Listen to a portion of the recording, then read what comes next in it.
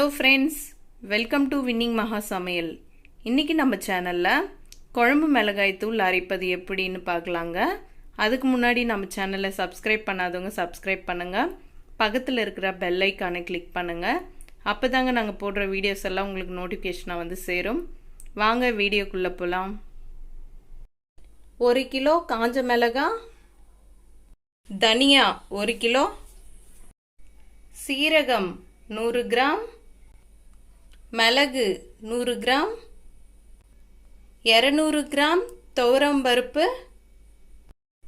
கடுகு 100 gram, 50 gram வெந்தயம், காஞ்ச கருவேப்பிலை 3 கைப்பிடி அளவு, அரிசி 2 அலாக்கு, 100 கிராம் கொம்பு மஞ்சள். நம்ம காய வச்சுருக்க மிளகா தனியா இந்த வெயிலில் நல்லா காஞ்சிச்சுங்க. இப்போ பாருங்கள், மிளகாவை நம்ம இது மாதிரி உடச்சி பார்க்கும்போது இது மாதிரி உடஞ்சி வரணுங்க.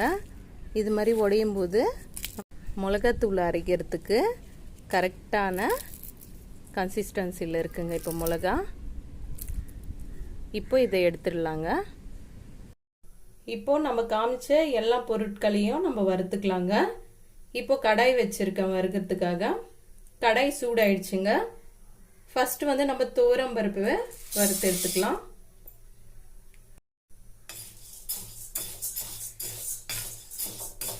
ஸ்டவ் வந்து மீடியமான ஃப்ளேமில் வச்சு நம்ம துவரம் பருப்பை வறுத்துக்கலாங்க. நான் வந்துட்டு 200 கிராம் துவரம் பருப்பு எடுத்துருக்கேங்க குழம்பு மிளகாத்தூளுக்கு.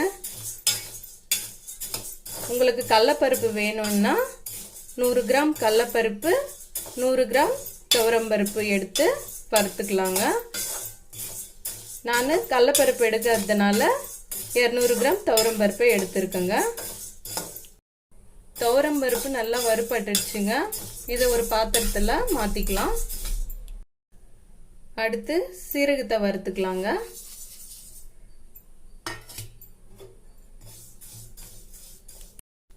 இப்போ சீரகமும் நல்லா வறுபட்டு இது மாதிரி பொரிய ஆரம்பிக்குதுங்க. இப்போ சீரகத்தையும் எடுத்துடலாம். அடுத்து மிளகை வறுத்துக்கலாங்க. ஸ்டவ் வந்துட்டு மீடியமான ஃப்ளேம்லயே நம்ம இந்த பொருட்களை எல்லாத்தையுமே வறுத்து எடுத்துக்கலாம். மிளகும் நல்லா வறுபட்டு நல்லா வாசனை வர ஆரம்பிக்குதுங்க. மிளகையும் நம்ம ஒரு பாத்திரத்தில் மாற்றி வச்சிடலாங்க. இப்போ கடுகை வறுத்துக்கலாங்க. கடுகை வந்துட்டு நம்ம கருக விடாம நல்லா பொரிஞ்சு வரும்போது நம்ம எடுத்துடலாம்.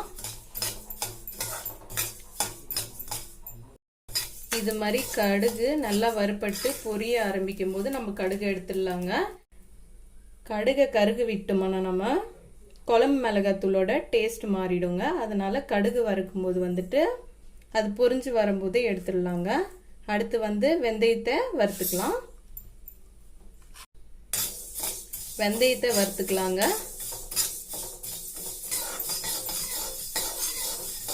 வெந்தயமும் நல்லா வறுபட்டு இது மாதிரி கலர் மாதிரி வந்திருக்கு பாருங்க.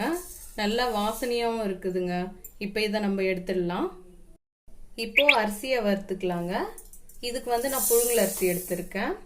பச்சரிசி கூட வறுத்து சேர்த்துக்கலாங்க குழம்பு மிளகாத்தூளுக்கு. இப்போ இந்த அரிசி நல்லா பொரிஞ்சு வரட்டுங்க. அது வரையும் கழுவிடாம இது மாதிரி நம்ம கலந்து விட்டுக்கலாங்க. இப்போ அரிசி வந்துட்டு நல்லா பொரிஞ்சு வந்துடுச்சுங்க. இதை எடுத்துடலாம். இப்போ எல்லா பொருட்களையும் வறுத்து இது மாதிரி அகலமான தட்டில் கொட்டி ஆற வச்சிருக்கேங்க. இது எல்லாமே நல்லா ஆறட்டும். குழம்பு மிளகாத்தூள் அரைக்கிறதுக்கு நம்ம வறுத்து வச்ச இந்த எல்லா பொருளுமே நல்லா ஆறிடுச்சுங்க. நம்ம வெயில்ல காய வச்ச தனியாவை நல்லா சுத்தமா கிளீன் பண்ணி கல்லெல்லாம் இல்லாம எல்லாத்தையும் எடுத்துட்டேங்க. இதை ஒரு டிஃபன்ல கொட்டி வச்சிருக்கேன். இதை கூடவே நம்ம வறுத்த இந்த பொருட்கள் எல்லாம் சேர்த்துக்கலாங்க.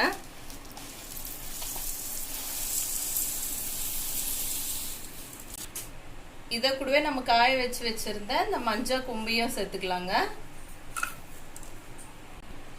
காய வச்ச கறிவேப்பிலையும் சேர்த்துக்கலாம். இப்போ இதை மூடிடலாங்க. மிளகாவையும் க்ளீன் பண்ணி ஒரு கவரில் போட்டு கட்டி வச்சுடுங்க. இந்த மிளகால இருந்த இலை இதெல்லாத்தையுமே எடுத்துட்டு ஒரு கவரில் போட்டு கட்டி வச்சுட்டேங்க. இப்போ மிஷினுக்கு எடுத்து போய் அரைச்சின்னு வந்துடலாம். மிளகாய் தனியாவை மிளகாத்தூள் அரைக்கிற மிஷினுக்கு எடுத்துன்னு போயிட்டு இது மாதிரி பவுடராக அரைச்சின்னு வந்தாச்சுங்க. அங்கேயே 20 நிமிஷம் கிட்ட நல்லா ஆற வச்சு எடுத்துன்னு வந்தாங்க. இப்போ லைட்டாக ஹீட்டாக மட்டும் இருக்குது, அதனால இது இப்படியே ஆறட்டங்க. எங்கள் வீட்டில் இந்த மெத்தடில் தாங்க நாங்கள் மிளகாத்தூள் அரைப்போம். இதில் வந்துட்டு கடலப்பருப்பு, சோம்பு, சுக்கெல்லாம் நாங்கள் சேர்க்கலாம். உங்களுக்கு விருப்பம் இருந்தால் நீங்கள் சேர்த்துக்குங்க. இந்த வீடியோ பிடிச்சிருந்தால் லைக் பண்ணுங்கள், ஷேர் பண்ணுங்கள். நம்ம வின்னிங் மகா சமையல் சேனலை சப்ஸ்கிரைப் பண்ணுங்கள்.